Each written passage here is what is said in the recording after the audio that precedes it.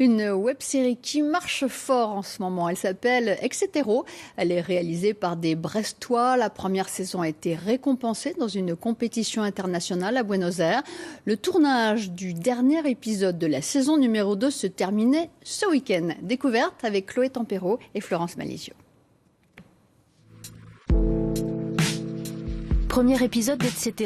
De nuit, Paul, le personnage principal, arrive en stop à Brest.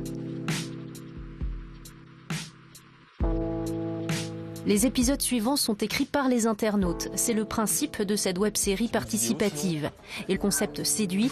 Avant même le début du tournage, plus de 150 personnes adhèrent au projet des deux co-réalisateurs. Ils sont plus de 1300 aujourd'hui à avoir proposé les scénarios d'une quinzaine d'épisodes. Donc là, c'était la suite de Clément. Ouais.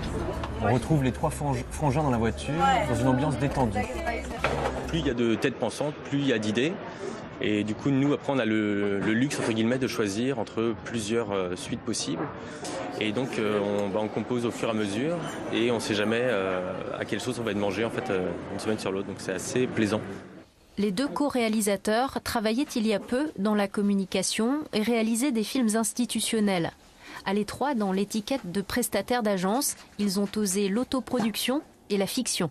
Par le biais d'Etc., on a un petit peu découvert le monde de la web-série qu'on ne connaissait pas finalement au départ, et on s'est vraiment rendu compte que ça devenait, au même titre que le court-métrage il y a quelques années, une vraie carte de visite pour des réalisateurs.